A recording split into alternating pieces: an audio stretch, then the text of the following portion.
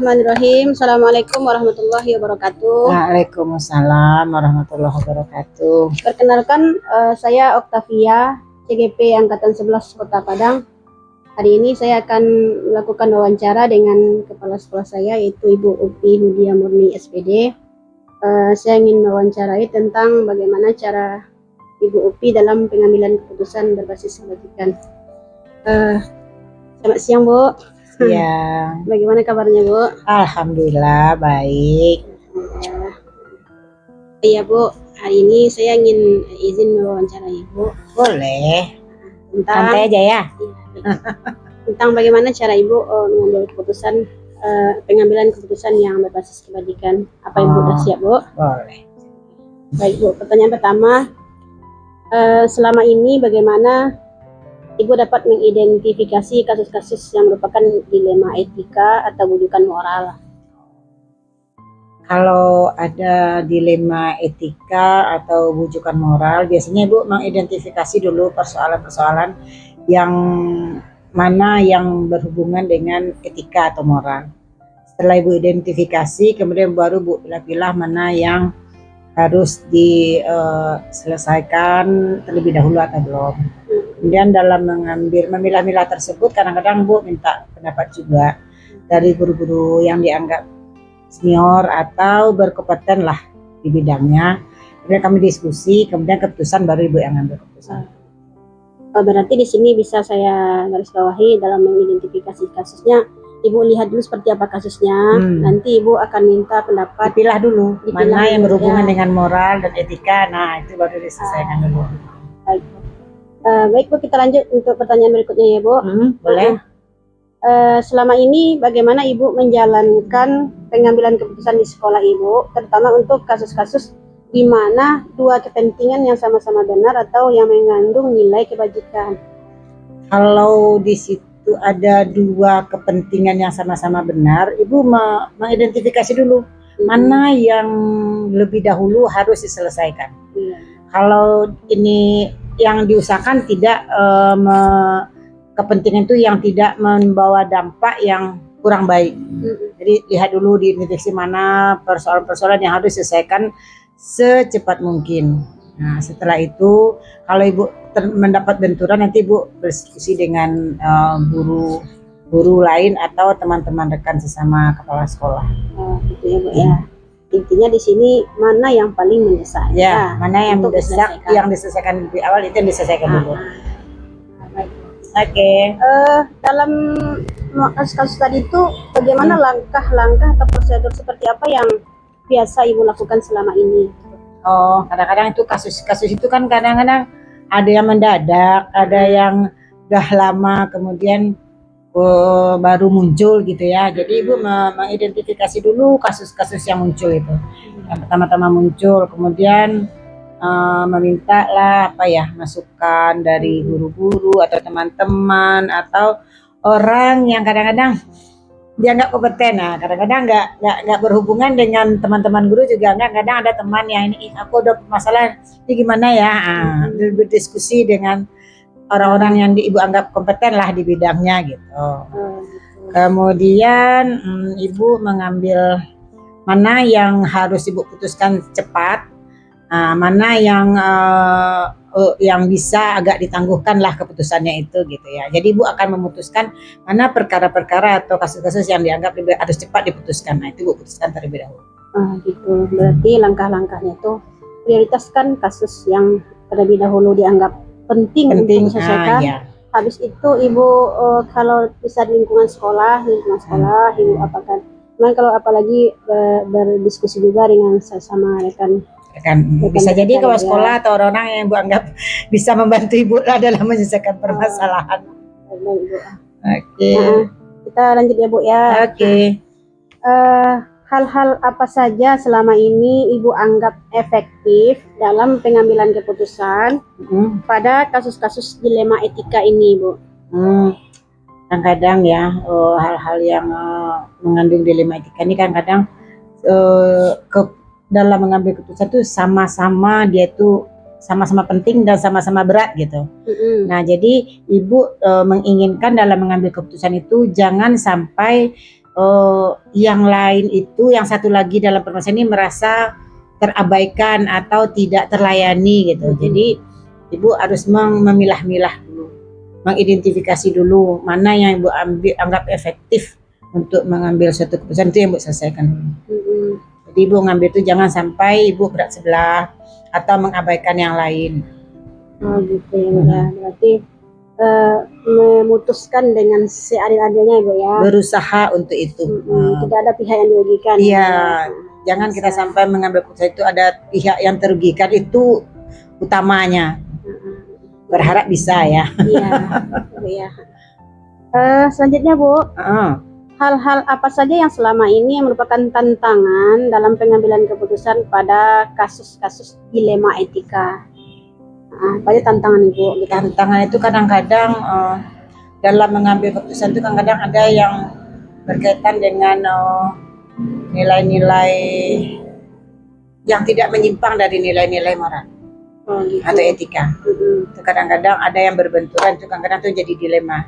Kadang-kadang disinjau dari masalah A, dari masalah B gitu kan, ada diambil masalah A tapi ada dilemanya, diambil masalah B dia sama-sama berat, tapi itulah yang jadi dilema kadang-kadang. Jadi tapi ibu berusaha untuk mengambil keputusan itu kita tuh tidak merugikan yang lainnya. Kadang-kadang ingin berusaha menyelesaikan permasalahan itu sebaik mungkin agar tidak merugikan pihak lain, tapi kadang-kadang ada juga yang dirugikan, itulah yang menjadi dilema. Kita berharap gitu, tapi dalam hal ini kadang-kadang ada juga keputusan yang ada juga yang harus merasa kurang apa ya? Iya. Kurang pas lah mereka ya. Tapi kita berusaha untuk semuanya itu tidak merupakan berat sebelah atau tidak merasa yang lain itu dirugikan. Ya. Berarti di dalam hal ini berarti enggak Bu,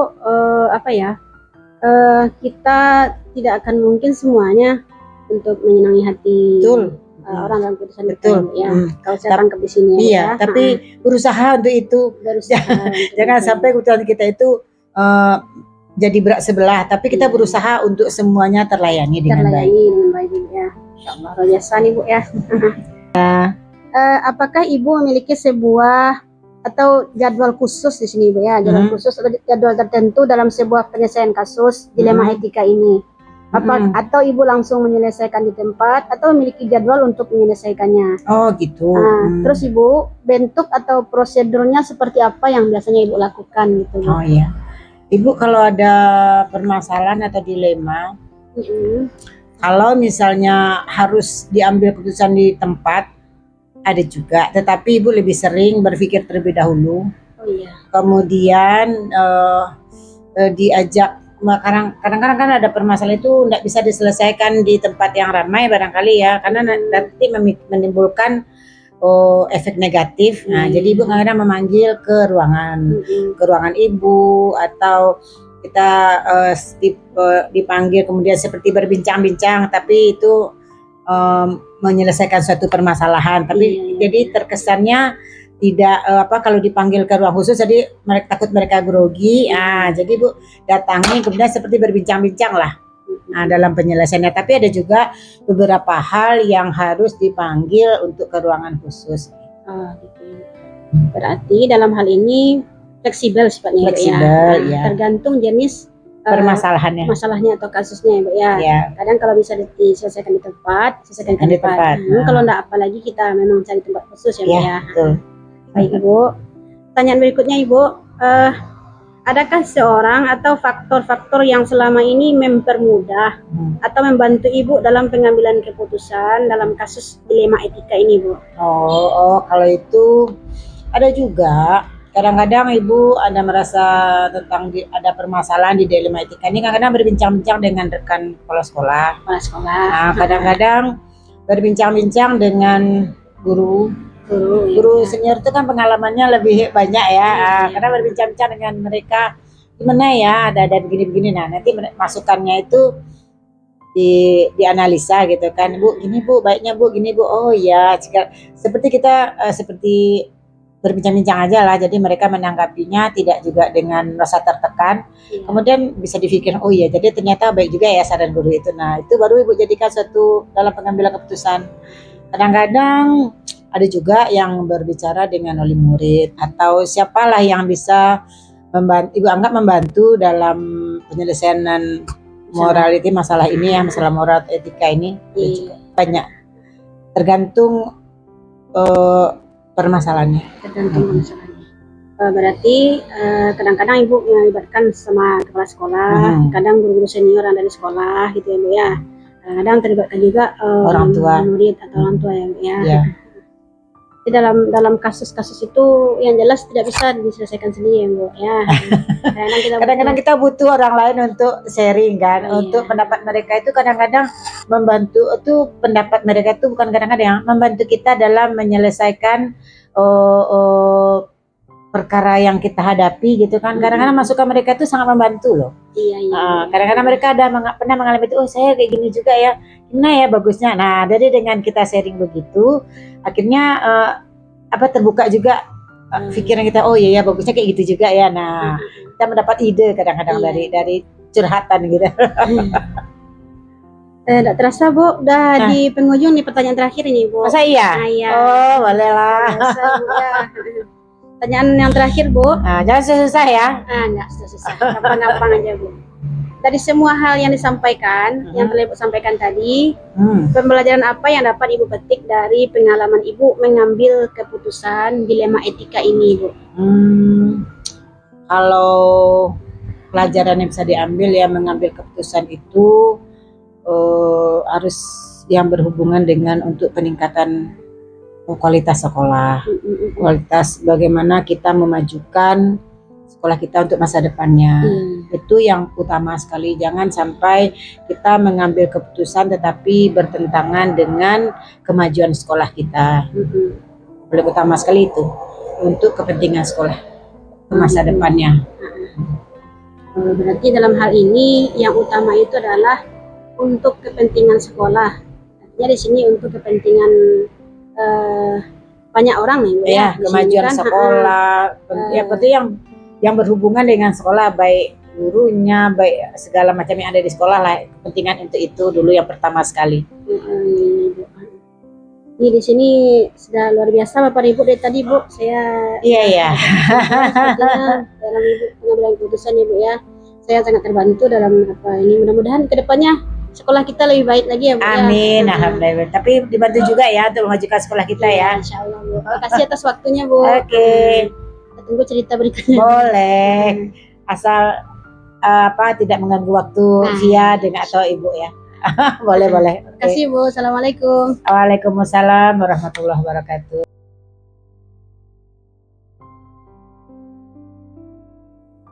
Bismillahirrahmanirrahim. Assalamualaikum warahmatullahi wabarakatuh. Waalaikumsalam warahmatullahi wabarakatuh. Perkenalkan saya Octavia, CGP Angkatan 11 Kota Padang. Saya ingin melakukan wawancara dengan Ustadz Jeffrey Martin, Kepala Sekolah SDIT Buah Hati Padang. Selamat pagi Ustadz. Selamat pagi. Iya ya. Bagaimana kabarnya Ustadz? Alhamdulillah, luar biasa. Alhamdulillah pada pagi hari ini kita datang ke sekolah atas nikmat yang diberikan Allah. Zafia, bagaimana keadaannya? Alhamdulillah, nah juga sehat Ustadz.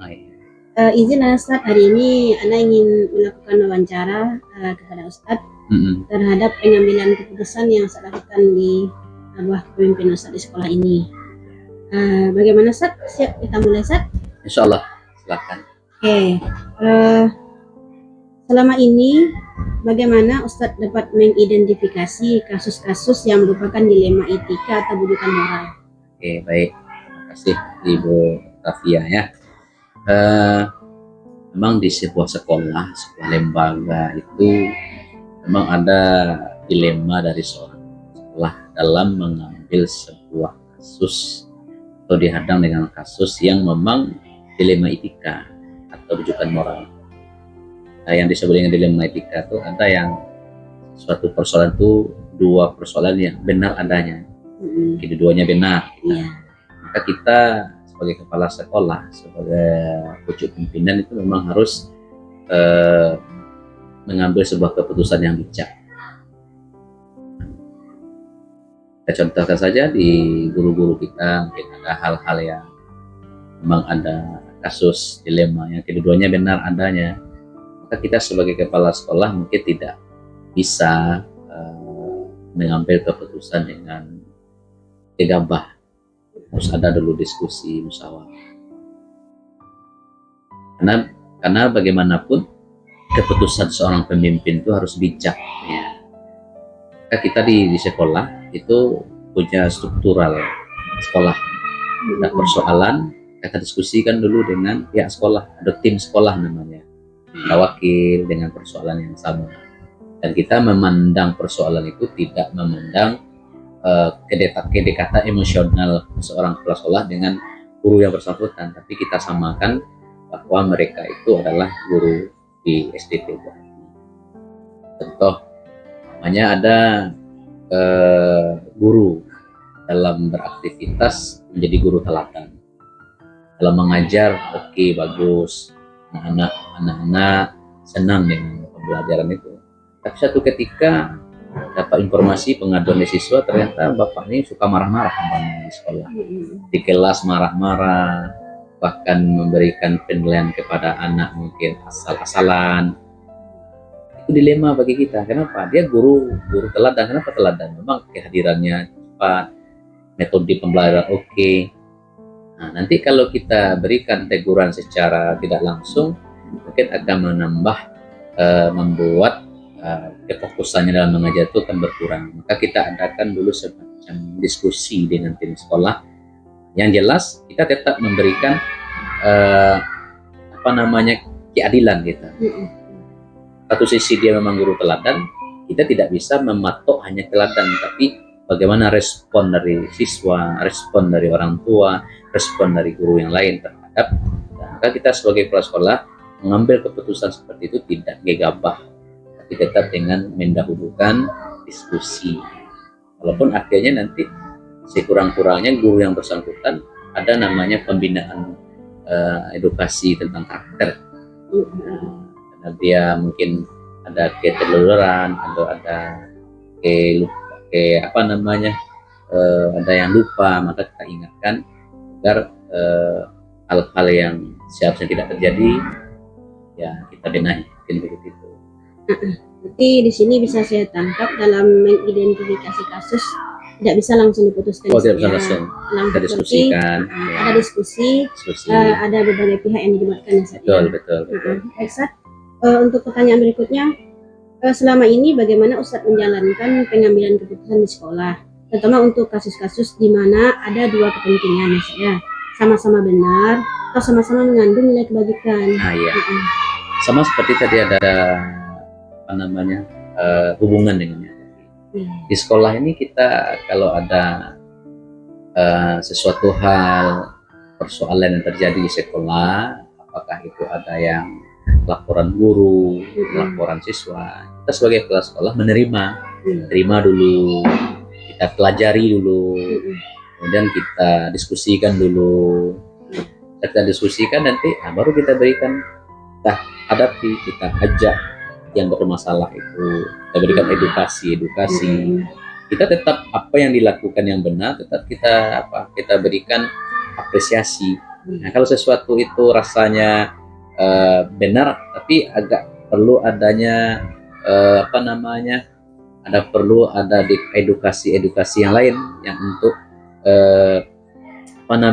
kebijakan keputusan atau yang dilakukannya itu agak tidak mendukung kegiatan program sekolah, mungkin itu yang perlu kita berikan penekanan khusus. Dengan kata lain, kita tidak melarang secara totalitas, tapi kita berikan gambaran. Kalau yang ini ya kita lanjutkan, kalau ini bagus tapi ada perlu pengurangan, perlu katanya perbaikan atau evaluasi. Tetap kita mendahulukan azas musyawarah. Di dalam hal ini yang dipentingkan adalah azas musyawarah dan bagaimana keputusan itu dilihat ada kebaikannya. Berarti artinya tetap kita terima masukan-masukan yang lain. Disitulah apa yang seorang kepala sekolah. Iya. Disitulah yang dituntut kebijaksanaan seorang kepala sekolah. Baik, Ustaz. Nah, berikutnya, Ustaz, langkah-langkah atau prosedur seperti apa yang biasa Ustaz lakukan selama ini dalam pengambilan keputusannya? Oke. Pertama, ketika kita mendapat sebuah laporan itu apakah laporannya tentang dua kebaikan yang bagus, tapi perlu kita tetap mencatat dulu apa yang kita terima, kemudian nanti kita diskusi dengan beberapa wakil kita. Kalau konteksnya dengan guru, maka kita diskusinya dengan wakil kurikulum. Kalau konteks dengan persoalan siswa di kelas dengan orang tua, itu konteksnya kita bermusyawarah dengan wakil kesiswaan. Jadi kita diskusi dulu, langkah dan kita minta pendapat-pendapatnya. Nanti kalau kita sudah memberi dapat sebuah keputusan yang dengan musyawarah, nanti kalau kita menghadapi guru, kita panggil guru yang bersangkutan. Kita tidak menyampaikan di forum umum, tapi kita cuma forum kecil dengan adanya wakil kurikulum dengan kepala sekolah. Baru kita sampaikan beberapa keputusan-keputusan yang sudah kita sepakati. Karena sesuatu yang kita rapatkan dengan musyawarah, insya Allah hasilnya tidak akan menzolimi orang yang akan kita ajak untuk berkomunikasi kalau ada persoalan-persoalan yang harus kita atasi. Tapi yang jelas, seorang kepala sekolah itu tidak boleh otoriter. Kepala sekolah itu memang harus mendahulukan azas musyawarah. Karena segala sesuatu musyawarah, karena keputusan dengan asyik musyawarah itu adalah keputusan terbaik. Berarti bisa saya tangkap di sini, Ustaz, langkah-langkahnya adalah Ustaz tidak langsung memutuskan. Tidak. Kita tetap menerima dulu dari kepala sekolah, nanti kita ajak, kita cari waktu yang baik, kita diskusikan dengan tergantung objek persoalannya. Kalau persoalan dengan guru, kita wakil kurikulum. Kita diskusi dengan wakil kurikulum. Jadi kepala sekolah menerima sebuah persoalan langsung dikomunikasikan dulu dengan pihak wakil kurikulum. Diskusi, baru kita adakan penjadwalan, baru kita bisa diskusi dengan dalam kutip guru atau orang yang akan kita ajak berdiskusi karena ada persoalan. Iya, jadi di sini melibatkan wakil atau guru dan melihat seperti apa kasusnya, gitu. Baru nanti diputuskan seperti apa ya. Baik, Ustaz. Berikutnya, Ustaz, hal-hal apa saja yang selama ini yang Ustaz anggap efektif dalam pengambilan keputusan pada kasus-kasus dilema etika ini? Intinya sini yang efektif seperti apa? Iya. Kalau efektivitas itu begini, memang ketika jadi persoalan itu ada, kita dari pihak sekolah tidak melama-lamakan kasus itu terjadi. Mungkin dapat informasi hari ini, kita langsung berkoordinasi dengan, kalaulah berkaitan dengan guru adalah wakil kurikulum, mungkin dalam beberapa hari ini kita harus mencari solusi-solusi efektif supaya, karena dalam sekolah itu persoalan pasti akan banyak. Kalau kita bisa satu persoalan harus tuntas saat 1 atau 2 hari. Jadi kita tidak melama-lamakan supaya proses pembelajaran di sekolah itu berjalan dengan baik. Jadi ada permasalahan kita tanggapi dengan cepat. Cepat itu artinya koordinasi dengan dengan tim kita, dengan tim sekolah, wakil siswa dan wakil kurikulum, kita selesaikan, cari solusi cepat. Jadi tidak menunggu rapat, ya kita rapat bersama. Di situ kita cari keputusan 1-2 hari selesai. Berarti ketika kasus itu terjadi, kita cari solusinya dalam waktu cepat agar tidak berlarut-larut ya, Ustaz ya. Iya, tidak berlarut kita. Luar biasa, ya. Hal-hal apa saja yang selama ini yang merupakan tantangan? Adakah Ustaz menemukan tantangan dalam pengambilan keputusan pada kasus dilema etika? Benar sekali. Ini? Sebetulnya inilah resiko seorang pemimpin. Iya. Resiko seorang stakeholder. Iya. Karena akan berhadapan dengan beberapa kasus di lapangan. Kalau kita guru mungkin hadapi kita cuma siswa. Mungkin dengan orang tua. Kalau kepala sekolah semua guru ya. Artinya tantangannya yang pertama ya mencari solusi dalam persoalan itu. Pasti akan berbeda. Gitu. Kalau Kalau kita kepala sekolah mungkin menyamaratakan semua guru. Tapi ketika kita berhadapan dengan seorang guru atau minta pendapat, mungkin kalau guru ini pro dengan guru yang satu, pasti akan memperjuangkan kita. Iya. Tapi kalau dia tidak pro dengan satu guru yang lain, dia akan menampak sudut kesalahannya yang kecil akan besar. Iya. Maka di situ kebijaksanaan seorang kepala sekolah, artinya ketika yang akan dihadang tantangan yang besar kita hadapi adalah antara apa namanya emosional sebagai seorang teman gitu ya, seorang rekan, mitra kerja gitu. Maka kepala sekolah memang harus menerima resiko asalkan keputusan yang diberikan itu adalah adil. Keputusan diberikan tidak ada menzolimi pihak manapun. Walaupun kadang-kala keputusan kita berikan tidak semua orang sepaham dengan kita. Tapi yang jelas keputusan itu sudah kita lalui dengan musyawarah, dengan mufakat. Akhirnya kita berikan, walaupun keputusan yang kita berikan itu tidak semua orang akan menyetujui. Itu resiko bagi seorang pemimpin atau seorang kepala sekolah. Gitu. Berarti di sini tantangannya kira-kira bagaimana menjadi seorang pemimpin itu harus bijaksana. Bijaksana ya. Yang akan kita hadapi adalah emosional guru. Guru yang berbeda-beda. Berbeda-beda gitu. Ya, artinya guru akan menganggap misalnya istilahnya kepala sekolah ini mungkin keputusannya tidak apa namanya tidak adil umpamanya kan, padahal kita kepala sekolah sudah seadil-adilnya, tidak ada intervensi. Oh ini karena kedekatan dengan kepala sekolah, ini dengan tidak dengan kepala sekolah, tidak ada itu. Walaupun tantangan kita itu tadi dengan guru yang bersangkutan, dengan guru yang lain, itu sudah risiko. Maka seorang kepala sekolah harus mengambil risiko. Baik, Ustaz. Pertanyaan berikutnya, Ustaz. Apakah Ustaz memiliki jadwal tertentu dalam sebuah penyelesaian kasus dilema etika ini? Atau langsung menyelesaikan di tempat, atau memiliki sebuah jadwal untuk menyelesaikannya? Bentuk atau prosedur seperti apa yang Ustaz jalankan? Ya, kalau di sekolah kita, penyelesaian prosedur itu tidak ada jadwal yang baku.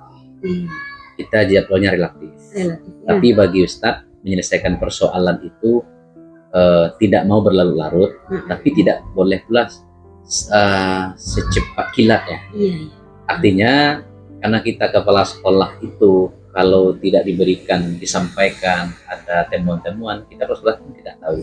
Karena kepala sekolah itu mungkin lebih banyak kepada manajerial. Kadang ada tidak berada di lokasi, kadang ada rapat dengan lembaga lain. Ketika ada dari guru kita atau wakil kita menyampaikan persoalan-persoalan, kita catat dulu persoalan. Dari persoalan itu mana yang lebih urgent yang harus diselesaikan. Tapi yang jelas walaupun tidak ada jadwal yang baku dari sekolah, tapi kita melihat tingkat keurgenannya dalam sebuah masalah. Ini harus selesai. Artinya jadwal tetap tidak ada, tapi bisa dijadwalkan sesuai dengan kondisinya. Sebab kalau dijadwalkan, kadang kita jadwalkan untuk hari ini, ternyata kepala sekolah ada urusan luar, lembaga lain, tapi dia cuma relatif. Kemudian kalaupun itu urgen sifatnya kepala sekolah misalnya, maka diberikan semacam mandat kepada wakil kurikulum untuk menyelesaikannya. Tapi keputusannya tetap melalui komunikasi. Jadi penjadwalan baku tidak ada, sesuai dengan kondisi saja. Kalau ini butuh cepat, ya kita selesaikan saat hari itu juga. Baik, Ustaz. Berarti dalam kondisi ini bisa saya tangkap di sini tidak ada penjadwalan khusus. Oh, kasus tidak ada. Relatif berarti ya. Relatif sifatnya. Dan tergantung dari kasusnya. Kalau memang mendesak kasusnya diselesaikan segera ya. Karena kalau penjadwalan itu kan otomatis sudah tergambar oleh kita kasus-kasusnya kan. Kadang di satu hari tidak ada kasusnya. Ternyata siangnya ada kasus. Mungkin kita simpan dulu kasus, kita pelajari dulu kasusnya, gitu. Baru kita duduk bersama, baru kita selesai. Yang jelas persoalan itu harus kita selesaikan. Baik, Ustaz. Pertanyaan berikutnya, Ustaz. Adakah seseorang atau faktor-faktor apa yang selama ini mempermudah dan membantu dalam pengambilan keputusan dilema etika ini?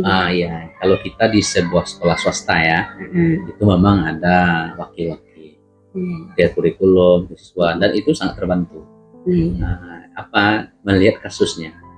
Ketika ada kasus persoalan siswa, kita telah memberikan amanah kepada wakil kesiswaan.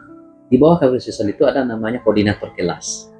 Kita contohkan, pamannya sekarang kan kurikulum merdeka itu ada fase A, fase B, fase C. Ada persoalan di kelas fase A, maka diselesaikan oleh yang koordinator fase A. Kalau tidak selesai juga, maka akan naik kepada wakil kesiswaan. Kalau selesai wakil kesiswaan, ya sampai ke kepala sekolah. Jadi terbantu kita dengan adanya wakil-wakil yang profesional dalam bidang itu. Tapi kalau selesai, tapi tetap komunikasi itu jalan. Walaupun sudah sampai persoalan di wakil kesiswaan, sudah bisa diselesaikan dengan baik, tidak perlu lagi sampai ke kepala sekolah. Tapi kalau ada persoalan-persoalan yang tak teratasi oleh sekolah, oleh wakil, maka itu harus andilnya kepala sekolah. Nah, supaya keputusan itu tidak ada mengecewakan ya belah pihak. Iya. Berarti dalam tahap ini Ustadz dibantu oleh wakil, dibantu oleh koordinator kelas ya pasti. Iya. Nanti berarti jenjangnya di tahap bawah dulu. Di tahap bawah dulu ya. Kalau tidak selesaikan baru nanti sampai ke kepala sekolah. Karena itu kalau itu yang kita lakukan, maka powernya sebuah sekolah itu ada. Jadi tidak mungkin persoalan yang kecil langsungnya kepala sekolah. Kita bukan tidak mau dikunjungi, kita tidak mau, tapi ada prosedur-prosedur yang harus dilalui. Karena kita membentuk wakil kesiswaan, ada persoalan kesiswaan, langsung kepala sekolah. Bagaimana pula emosional seorang wakil kan sudah diberikan amanah untuk menyelesaikan persoalan. Tapi tahapan-tahapan itu kita lalui. Koordinasi yang jelas ya, Sat. Koordinasi yang jelas. Baik, Sat. Terakhir nih, Sat, yang dari semua hal yang disampaikan, pembelajaran apa yang Ustaz dapatkan dari pengalaman Ustaz dalam mengambil keputusan dilema etika ini, Ustaz? Yang pertama yang kita ambil pembelajaran dari dilema etika yang kita hadapi sekolah itu, pertama butuhnya kerjasama. Iya, kolaborasi ya, Ustaz. Kolaborasi. Yang kedua yang kita petik pembelajaran dari di kasus kasus dilema ini adalah bahwa kita membiasakan diri untuk menyelesaikan suatu persoalan dengan cepat dan bermanfaat. Begitu. Cepat bermanfaat. Bermanfaat. Yang ketiga manfaat kita ambil adalah kita dilatih untuk menjadi seorang pemimpin yang bijaksana. Dalam kebijaksanaan yang kita kemanfaatan. Yang keempat adalah kita memang manfaat yang kita ambil lagi adalah dapatnya suatu keputusan dengan adanya musyawarah. Ya, sesuai dengan di agama kita kan ada persoalan yang kita selesaikan dengan musyawarah, insya Allah hasilnya itu tidak ada unsur kezoliman di dalamnya. Jadi keputusan yang baik. Jadi itu beberapa manfaat yang bisa kita ambil dari dilema ini. Kita bisa menjadi lebih dewasa, kita lebih kooperatif, kita lebih bisa menyelesaikan persoalan-persoalan yang bersangkut paut dengan emosional, kita lebih bijaksana, kita lebih bisa menimbulkan azas keseimbangan dan azas keadilan begitu. Jadi kita bisa mengambil sebuah keputusan tanpa melihat siapa orangnya, tapi keputusan yang bisa bermanfaat yang dirasakan oleh orang yang ada persoalan dengan khusus. Saya bacakan kembali saat pembelajarannya yang dapat diambil, butuh kolaborasi dalam menyelesaikan masalah. Menyelesaikan kasus itu harus cepat, tepat dan bermanfaat. Latihan kebijaksanaan dituntut saja. Dalam sebuah kasus itu pentingnya musyawarah. Kalau dalam musyawarah itu tidak ada yang dirugikan. Biasa, sampai kita di penghujung kita nih wawancaranya, Ustaz. Terima kasih banyak atas waktunya sudah menyempatkan diri untuk berwawancara, Ustaz. Semoga nanti kedepannya sekolah kita lebih baik lagi, Ustaz. Oke, terima kasih Ibu Rafia ya. Mungkin itu yang bisa kita sampaikan. Mungkin jawaban yang dari kita tidaklah jawaban yang terbaik, tapi kita berusaha untuk memberikan. Itu saja. Assalamualaikum Ustaz. Waalaikumsalam warahmatullahi wabarakatuh.